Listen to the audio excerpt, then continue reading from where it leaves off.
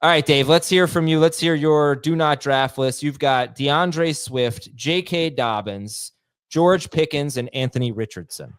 Not the sexy, high-profile names that Jamie gave, but still players that I'm going to hesitate taking. Who do you want to talk about first? Well, I meant to go through it and see where they were drafted, but I messed that up. So Swift was round 6. Dobbins was 3 picks earlier. Oy. Oh, Anthony Richardson was right in between them. Okay, this is the stretch in round 6. Dobbins, Tyrone Tracy, Anthony Richardson, James Conner, DeAndre Swift. Heath took Swift. And then who else did we have? We had George Pickens. Pickens was in round 4, late round 4. And Richardson, I already said, was in round 6. So you have Richardson and Swift and Dobbins in round 6, and George Pickens with the 47th pick, late round 4. Again, who do you want me to start with? Well, how about Jamie and Heath? Any disagreements here? I mean, I drafted Pickens, so depending on who they add, that will change that. But I was very happy to take him at the spot that I took him.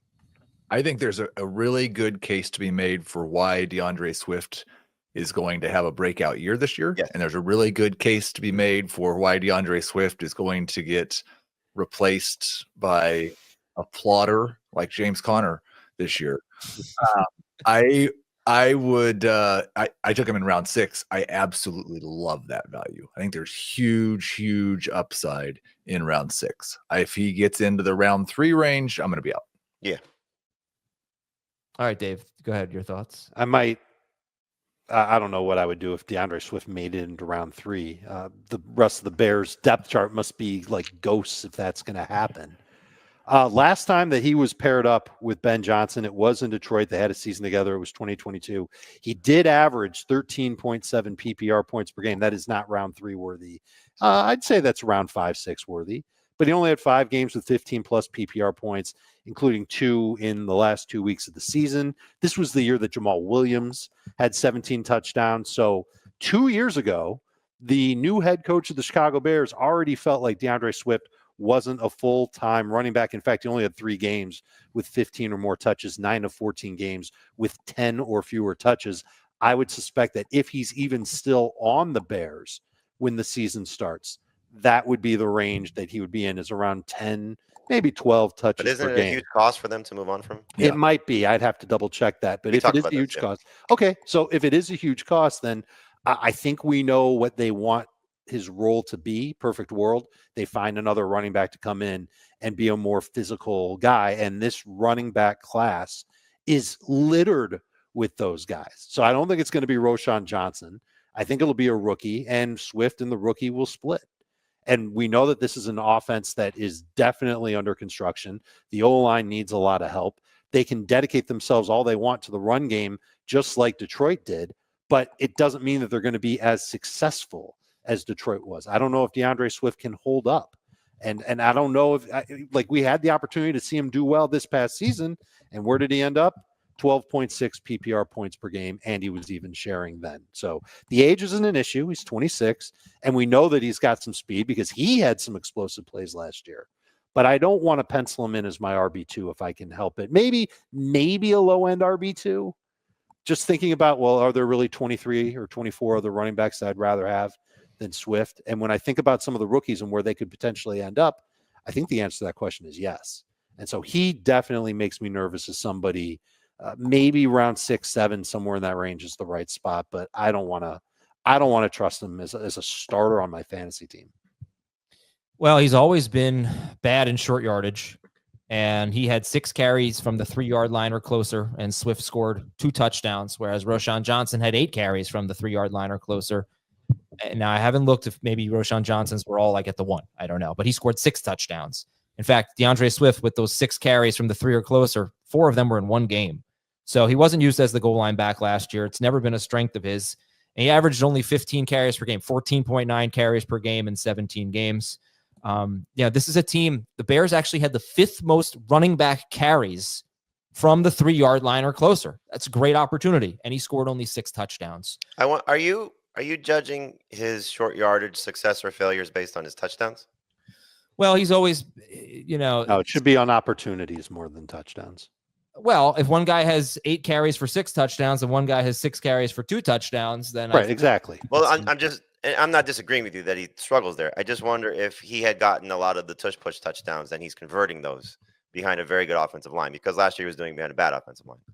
So would the perception be different? We all think, yeah, but I'm comparing him to Roschon Johnson on the same team. No, I'm not I'm not disagreeing. I'm just saying you're going back 2 years to when he was in Philly and he lost all those Would the perception be different if he had converted those touchdowns that were taken away from him because of the touch push? It probably would be, but I think it's important to note that this is now, if we include Philadelphia and Chicago last year, 3 different coaching staffs that have viewed DeAndre Swift the way that Adam is suggesting that we view DeAndre Swift. And it was Jacob who actually brought it to my attention during last offseason that Swift has been bad from short yardage. I'll just look over from 2020 to 2024. I'll look at the third and 4th and 1 conversion rate, where he ranks.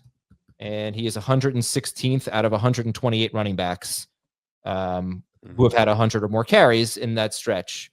But if you want to be encouraged, the guy right in front of him is Saquon Barkley. Saquon Barkley has also been horrible in 3rd and 4th and 1 conversion rate. And so has Josh Jacobs.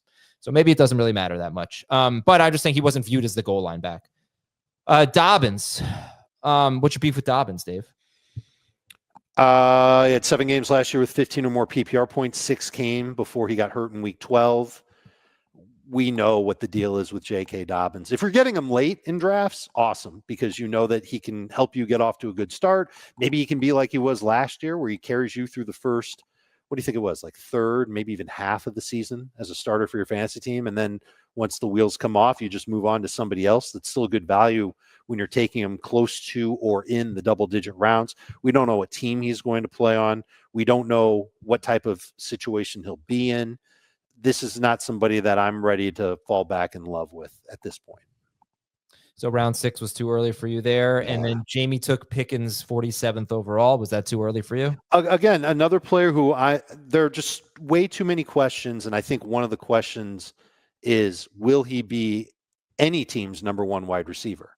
Makes sense for the Steelers to keep him because of his contract. But if he's too big of a pain in the tuchus, then I think that they're going to consider moving on from him. And we don't know who his quarterback's going to be.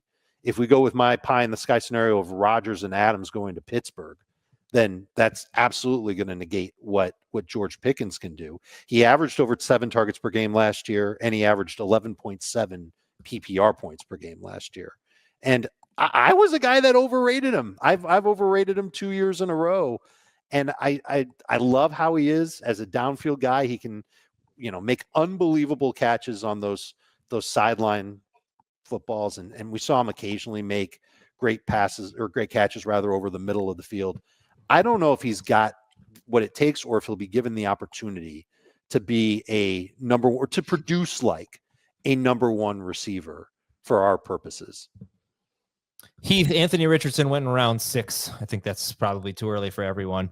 The same manager then took Jordan Love 3 rounds later, who is another guy that's on your do not draft list. But do you see any validity to drafting Richardson, reaching for him, not round 6, but I don't know, round 8, and then, just playing under the depth of the position and having a really good backup? Yeah, I think the Richardson Love pairing makes a lot of sense. I would draft Richardson before I drafted Love. I really don't want to draft either one of them in the single digit rounds. But if you're going with that approach, maybe it makes sense to reach around on Richardson, because he has shown us, even last year at times, the ability to score 30 plus fantasy points without even passing that well. He's working on his mechanics this offseason, trying to become a better passer, and that works sometimes. Yeah. Last 5 games, he missed weeks 9 and 10. He got benched. Last 5 games, he was a roller coaster. 30 points against the Jets, 13 against the Lions. This is 6 point per passing touchdown. 25 at New England, 14 at Denver, 22 against Tennessee. I'm guessing that probably comes out to around 22 points. I don't know, but that would be like what Jared Goff averaged for the year. So that's with 5 rushing touchdowns and 4 passing touchdowns in those 5 games. There's so much upside there. What round did I get Justin Herbert in our last mock? Your 3rd quarterback or your 4th? Yeah, I think it was I don't think I took 4. I just took 3 because round 13. it was weird. Yeah, I'm taking Justin Herbert over Anthony Richardson in any round. I guess maybe if I was in like a 14-team Superflex league, I would understand that. But I just don't see any upside for Justin Herbert. I see tons of upside for Justin Herbert. Yeah. We saw it last year. He finished with 29.5 fantasy points per game in his last 3. We saw 22.7 in his last 11. Once Jim Harbaugh realized that his old school ground and pound style wasn't really the best plan for his offense, when Justin Herbert is his quarterback, we saw much better things. And that's a receiving core that can get better. And Justin Herbert's a guy who can actually like complete more than 50% of his passes, which is something I'm not sure Anthony Richardson's going to do. I said this before. I don't remember if it was on main episode or FFT Express, but I think that I need to see Anthony Richardson. Like, the reports have to be glowing about how he's throwing the football before I even consider him. There are too many other quarterbacks that have top 10 upside that you can draft late. Justin Herbert's one of them. Anthony Richardson isn't about to become one of these 30. He's not about to be what Lamar Jackson was, unless he just completely changes his game as a thrower. And I'm gonna have to be a believer in that. Yeah, but let's just keep that in mind, everyone, that he is working with a new coach who's trying to get his mechanics right. It's the same guy who worked with Josh Allen. Mm-hmm. And I think we can all agree, if he does become a better passer, then we could have something pretty special here. So it's just something to remember going. If they both hit their ceilings, Anthony Richardson's ceiling's higher than Justin Herbert's. I think that's fair. It's probably higher than almost every quarterback in fantasy. Honestly. I think that's fair too. Yeah.